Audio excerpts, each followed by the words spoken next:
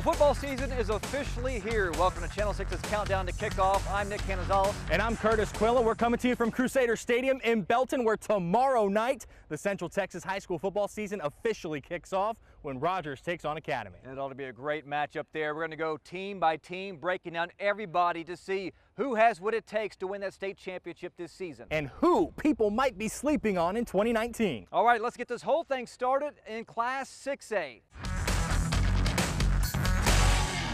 We start at Midway, where in case you haven't heard, the Panthers haven't lost a district game since the 2013 season.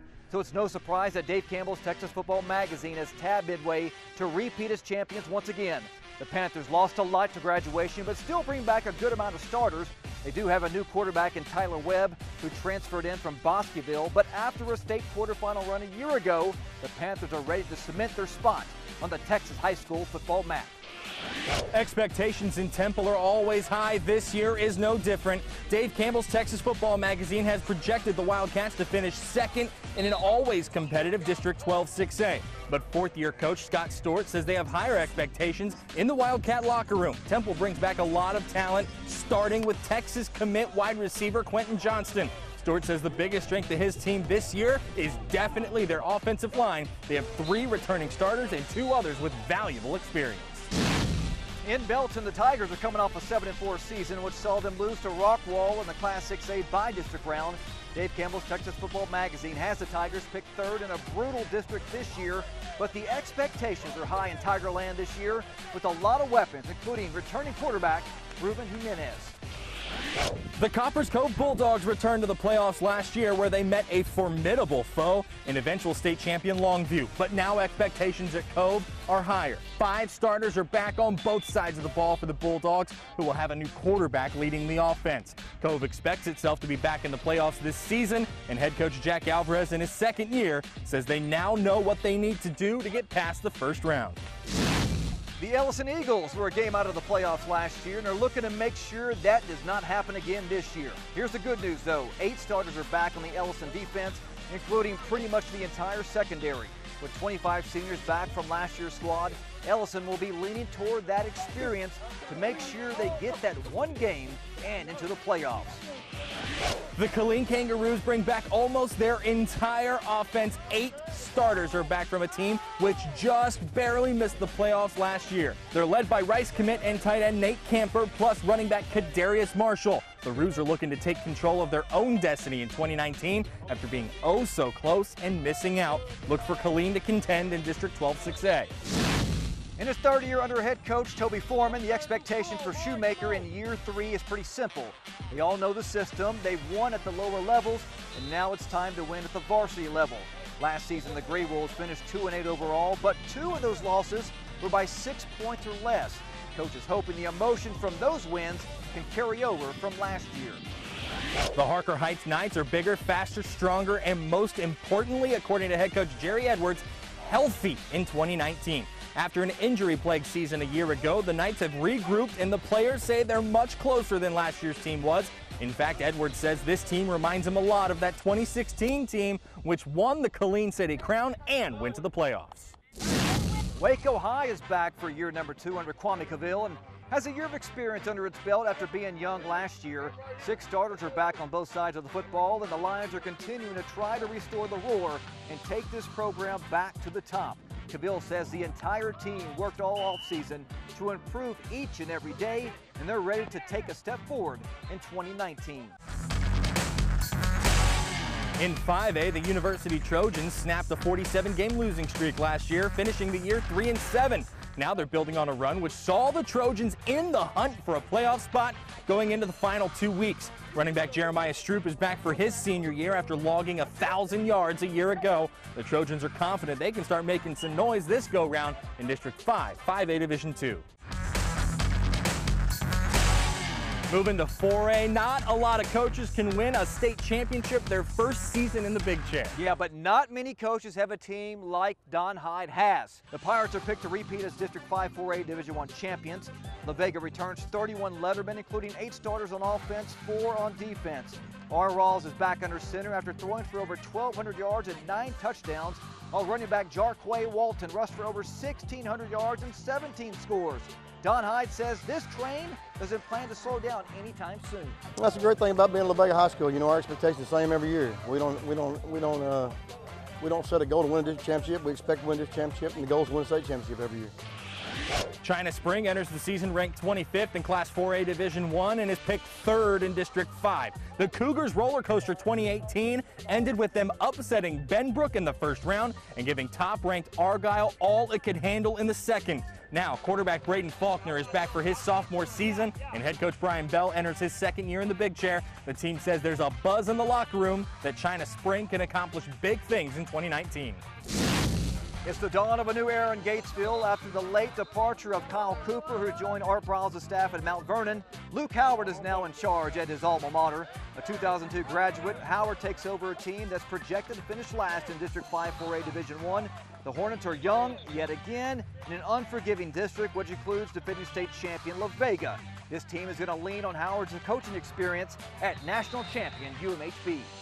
Obviously, trying to instill a lot of those characteristics here. And so, yeah, definitely leaning on the UMHB experiences a lot, and made a few phone calls to Coach Fredenberg here and there, which has obviously been good. So, yeah, certainly leaning on those experiences. Moving to Division II, if there were a team in Central Texas with high expectations this year, it's the Connolly Cadets. Dave Campbell's Texas football has them ranked 6th in 4A Division II, the highest ranking in school history. Shane Anderson has a team loaded with talent. The offense is led by running back Javion Sunday, a Washington commit who ran for over 2,000 yards and 36 scores a year ago. Oklahoma State commit Trent Pullen will anchor the O-line, and Corey Black is a stud defensive back who's also committed to the Cowboys. With so many playmakers, Coach Anderson knows the sky is the limit. You know, this senior class has done a great job embracing those expectations, you know, and they know that we have a great opportunity in front of us. You know, the thing that is our job now is to take advantage of that opportunity. The Lorena Leopards are coming off a monster season, which saw them in the Region 2 semifinals after winning District 8 4A Division II. This season's going to look a little bit different, though. A lot of starters graduated, including 6 who were named All-District. But here is the good news. Quarterback Bradley Lina, who was named District MVP, is back after throwing for over 2,800 yards and 29 touchdowns. Dave Campbell's Texas Football Magazine has Lorena picked 2nd in District 8 4A and ranked 8th entering the season. Our expectations are going to be, you know, we're fighting for district championship, and then we want to carry this thing as deep as we can. You know, last year we got beat December 1st. You know, we'd like to go further than that this year, but a lot of that depends on the chemistry, how quickly we develop, how these kids come along, and, you know, we've got a lot of things to do between now and then. The Robinson Rockets finished 5-6 a year ago, falling to Rusk in the first round. This year, they're picked to finish 4th in the district, which saw 5 teams win at least 5 games last year. Head coach Tommy Allison returns 15 starters, 7 on offense and 8 on D. With that amount of experience, he says the Rockets are expected to blast off in 2019. The Slato Eagles return a lot of youth, but this year, that's a good thing, though, according to head coach Alan Hare. A lot of young players, include 8 juniors, who as sophomores started at some point during the season, are back. One of those young guns, now sophomore quarterback Hutton Hare, who started 8 games for the Eagles. Now Coach Hare is excited about the talent in this young nucleus and feels they can make some noise in a very loaded District 8 4A Division II. The Mexia Black Cats are finally healthy after injuries took all of their running backs and plagued them across the field in 2018. Year 3 under head coach Frank Sandoval sees a team Sandoval says is more tightly knit than his previous 2. Even though Dave Campbell's Texas football has Mexia picked last in District 8, the Black Cats are poised to make some noise in 2019. Well, coaching changes are inevitable in high school football. 11 Central Texas high schools are going to have brand new coaches patrolling on the sideline this season. But for one school, their new coach is the same as a former coach. Nick, when Jerry Bomar took the job at Groesbeck in 1989, the program had only played in 2 playoff games. But now he's back in Groesbeck and hoping to take the Goats back to that former success. He just said, Dad, I think it's a great story. There's a saying that you can never go home again. I always looked at it and said, no, how am I going to top what I did? But this spring, that's exactly what Jerry Bomar did in Groesbeck. Bomar was the head coach of the Goats from 1989 to 1991. And the game has changed since he left, so much so, Bomar compares his return to the program to the Eagles getting back together. The Eagles broke up in 1980. Said the only way they'd ever get back together if hell freezes over. 1994, they reformed, still playing today. And their deal was, we're not going to go back and play the same songs, blah, blah, blah. Well, I looked at it like, enough time's gone by, I'm not going to go back and play the same songs. Bomar's biggest hit, the 1991 Class 3A state championship. Since he left Limestone County after hoisting the state's biggest prize, the Goats have seen 13 more trips to the playoffs, but 0 playoff wins.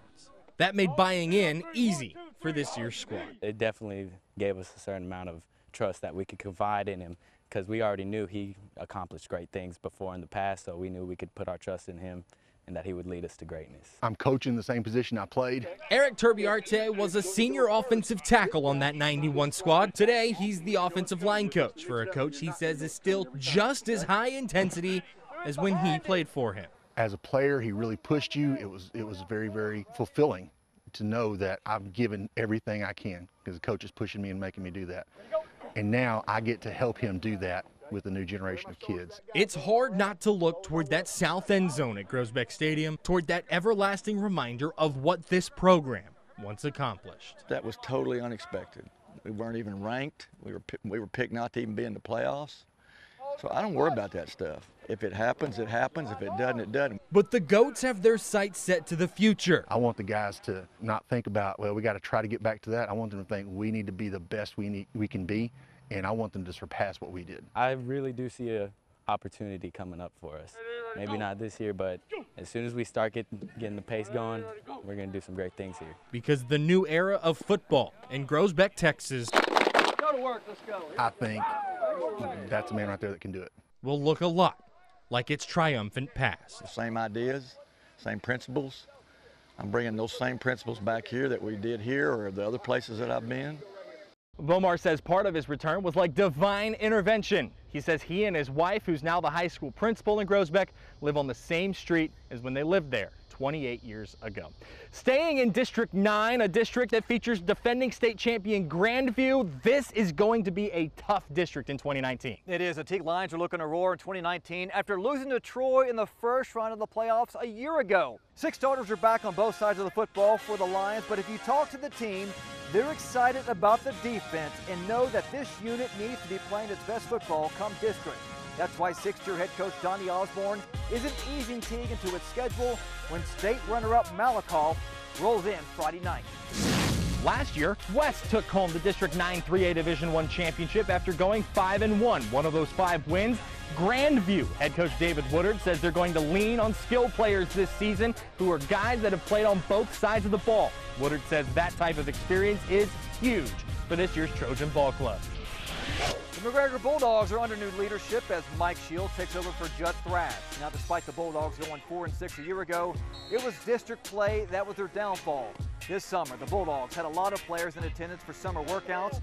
McGregor brings back a ton of experience, which is a huge key for an entire team that is aiming to be one of the toughest in the district. Yeah, you know, we want to be a tough team. We want teams to know that, hey, when the McGregor Bulldogs show up, you're going to play 4 hard quarters. Whether we're up, whether we're down, we're still going to be playing 4 hard quarters. So that's what our stamp wants to be. In District 10, the Cameron Yeomen are ranked 4th heading into the season and expecting to make a deep run. 6 starters are back on offense, 5 on defense from a team that made it to the regional semifinal last year. Quarterback Braden Brashear is back alongside running back Nico Vargas and wide receiver Kobe Young to spearhead an explosive Yo offense, which will need to be just that to win District 10. Expectations in Troy have never been higher. The Trojans coming off a stellar 9-3 season in 2018, in which Troy finished 2nd behind the Yeomen. Dave Campbell's Texas Football Magazine had the Trojans finishing 2nd yet again. Workhorse running back Zach Herbashik returns after rushing for more than 2,000 yards as a sophomore. Hey, and guess what? His entire offensive line is also back. Now they just have to put everything together in 2019.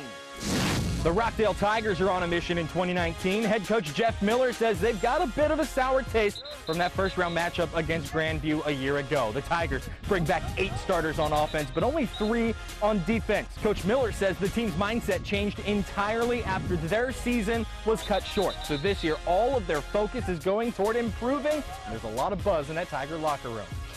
Speaking of buzz, the Academy Bumblebees are fresh off their first playoff appearance since 2015 and are looking to keep it rolling in 2019. The Bees are in their second year under head coach Paul Williams and bring back 6 starters back on both sides of the football from a team which was sophomore heavy and now has that experience under their belt. So the Bees are out on a mission this year to prove 2018 was not a fluke and to put Academy on the map of Texas high school football. In Division II, expectations are high in Bosque County, where the Clifton Cubs enter the season ranked 4th in 3A Division II by Dave Campbell's Texas Football. The Cubs are picked to win District 8 3A Division II for the second year in a row. Clifton has a veteran squad with 13 seniors and 6 starters back on offense, including reigning district MVP Riley Perry. But after falling in the second round of the playoffs for 5 straight years, the Cubs know nothing in 2019 is guaranteed. The Rogers Eagles returned everybody from a playoff team a year ago. 10 starters are back on offense and 9 on defense as Dave Campbell's Texas Football Magazine as the Eagles pick to finish second in District 8 3A Division II behind Clifton. Rogers is focusing on the task at hand, wanting to contend for a district title and to prove they're here to stay. Well, there's nothing more exciting than 6-man football. If you've never seen it, it's fast-paced, tons of offense. It resembles a basketball game with shoulder pads. Yeah, there's one school in particular that's gearing up for their first season of football. Nikki Lattarillo has more from Waco. Well, Nick, I had the chance to talk to head coach Bryce Frazier, and he said this group of guys, they want to leave a legacy right here on this field. Now, as you can imagine, with a first-year program, there are a lot of doubters, but this team, they know what they could do, and they have high expectations for themselves. Even though it's our first year as a program, we want to leave a legacy this year. Bryce Frazier knows all too well about winning state championships. Now, good ball, good ball. Frazier led Parkview Christian Academy to the Texas Christian Athletic League Division II 6-man state championship 2 years ago. And now he's trying to do the same in Eagle Christian Academy's inaugural football season. These aren't your typical first-year program guys. I mean, we're out here saying, hey, you know, hit this gap, do this assignment, and they're getting it. Quarterback Caleb Wilson is no stranger to 6-man football, and with this being a startup program, it has caused many people to doubt them on the football field. There's been like a lot of laughing, oh, y'all are starting a 6-man team, haha. After a few weeks of practice, the mindset in the locker room is the complete opposite. No, I definitely think we're going to come out a lot stronger than people think. We're going to, like they've all said, we have a lot of surprises up our sleeve. Hampton is one of 12 players on the current roster, and with that small number, endurance will be the foundation of this team.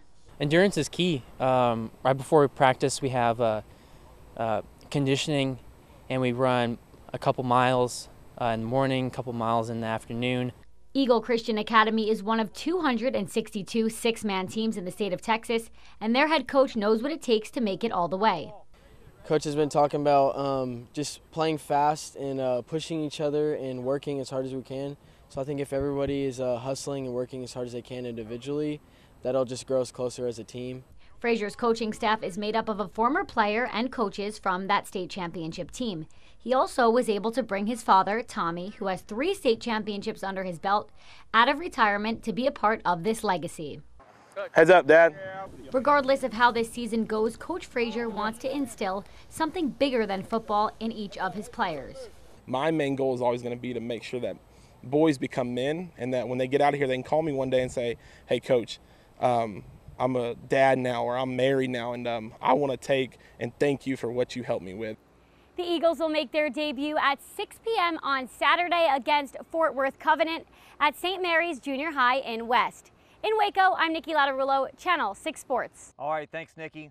The CTCS Lions are looking to get back to the playoffs after a really good season last year. They're going to have to replace Rylan Turner, though. He led all of TAPS in rushing yards last year, but they're prepared to replace him this year. The Lions have quarterback Braden Davis back for his senior year and are closer than they've ever been. Expectations have reached new heights as CTCS looks to win its first playoff game this year since moving to 11-man football 10 years ago. Tyler Holcomb is the new head coach at Riker, and his Cougars are coming off a disappointing 2018 season. Of course, they're projected to finish third in 2019. One of the big reasons why, they have 17 underclassmen. 11 of those are freshmen.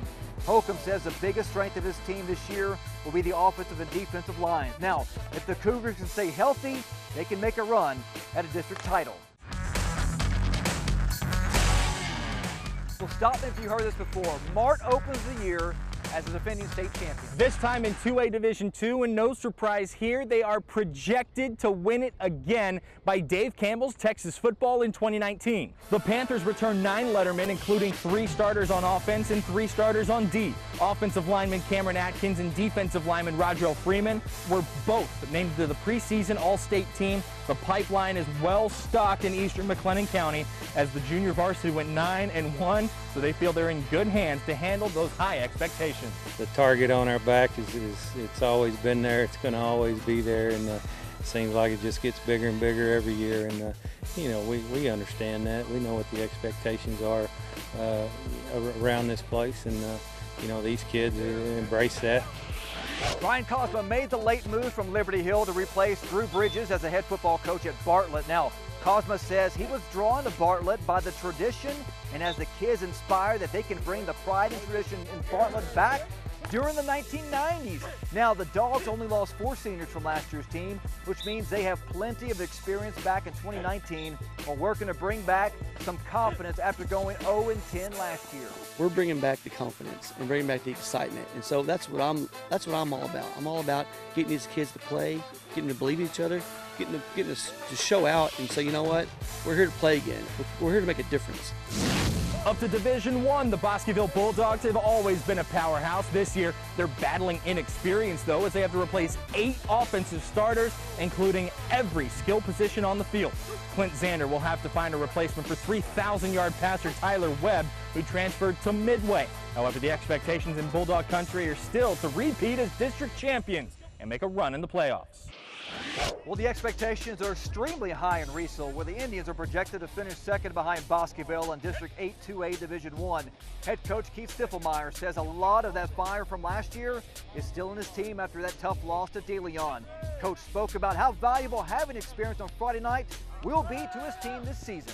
Oh, it's tremendous. And you know, one thing a lot of people overlook is, you know, if you got 3 playoff games, that means you're going to have a third of a season that you worked where somebody else was sitting at home. That playoffs is tremendous, and the longer the run, the bigger season you had, then that means the more experience you got coming back.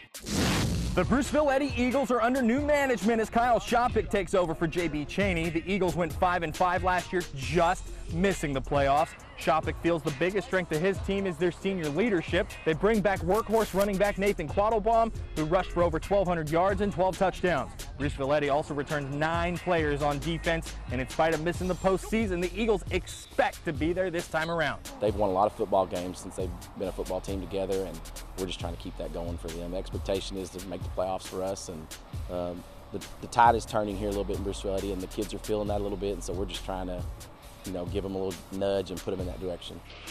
The Axtell Longhorns are hoping to build off their 6-win season a year ago. Rusty Reynolds takes over for Eric Blenden, who resigned back in April. His expectations are pretty simple: play for a district championship. The Horns are picked to finish 4th behind Bosqueville, Riesel, and Bruceville Eddy. Their skill position players will be the biggest strength as they bring back Kobe Hollinsworth, who passed for over 2,000 yards. Coach Reynolds says he likes the way his team has been gelling so far. Every day when they break it out, they say family. So I think just being a group that plays together and works together as one unit, and they back each other up. So I really think that's it. Last season was pretty rough for Moody, and Dave Campbell's Texas football shows no love for the Bearcats, projecting them to finish last in the District 8 2A Division I. Jason's Hill team finished 1-9, losing their final 6 games. Hill says, though, the experience that's back is extremely valuable. One of the biggest strengths is no doubt their offensive line, which will open up the running game. Over in District 7 2A Division I, Crawford looking to bounce back after a disappointing season a year ago. The Pirates were knocked out in the first round by Riesel. This season, Crawford is projected to finish 2nd behind San Saba, who made it all the way to the state semifinals in 2018.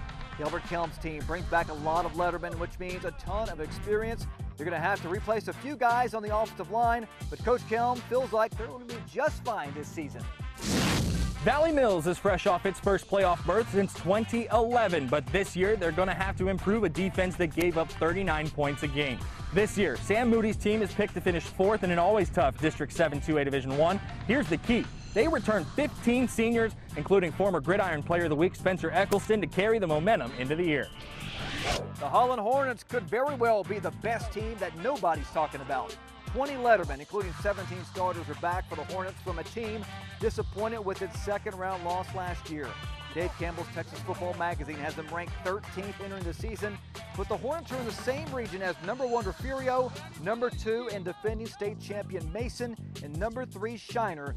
So make some noise for Holland because they're on a tough path this season. In Marlin, David Haynes Jr. is in the big chair after making the move over from Connolly, where he was an assistant. The Bulldogs are coming off an 0-10 season, but the good news is almost everyone is back, with only one senior on last year's squad. With the tradition you can find out at Legion Field, Haynes and the Dogs are excited and confident they can bring that pride back to Marlin. The tradition here is rich. Like back in the late 90s and the 2000s, man, they've won lots of games. They played the state championship. So when you hear Marlin, like, football instantly just comes to your mind, and good football. And so that's what I want to try to bring back to Marlin. In Class A, the Abbott Panthers hoping to bounce back after a disappointing year in 2018. The Panthers were actually 4-2 entering the final 3 games of the season before dropping all 3 and missing the playoffs. Terry Crawford brings back a lot of talent, and they expect to make a run at a District 10 1A Division I championship. Abbott knows the experience their players gained a year ago will be key this season, as Dave Campbell's Texas Football Magazine has them picked second behind Blum. Twice in the last 3 years, Jonesboro has played on the biggest stage in the state, the 1A state championship game. The Eagles are hoping to rebound from a disappointing 2018 when they went 6-5 and were upset by 6-man Cinderella Lakey in the first round. Dave Campbell's Texas Football actually picked the Eagles to miss the playoffs this year, but in Jonesboro, the team is confident they'll be just as successful as usual. Now that we're done previewing everybody in Central Texas, one important question for you. Who is your dark horse out of Central Texas? Got to be the Conley Cadets. A lot of talent. I love what Shane Anderson's doing out there. I think they're going to make some noise this season, so don't sleep on them. Buy me a ticket on the Holland train. The whole backfield is back. J.B. Chaney comes down to be the defensive coordinator. Don't be surprised if the 3rd round we see a 2A Division I region semi with Holland and with Mason, Shiner, and Refugio. Going to be an exciting season in Central Texas. Of course, tomorrow night, Academy against Rogers. We'll have those highlights. Plus, Friday Night Lights kicks off on Friday at 10:10. You don't want to miss that. For Nick Canizales alongside Curtis Quillen and Nikki Latarillo, we'll see you under the lights.